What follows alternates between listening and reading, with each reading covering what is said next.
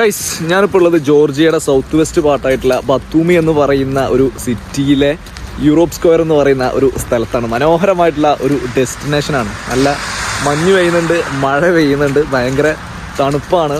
ഒരു അടിപൊളി സ്ഥലം കേട്ടോ, കാണിച്ചു തരാം.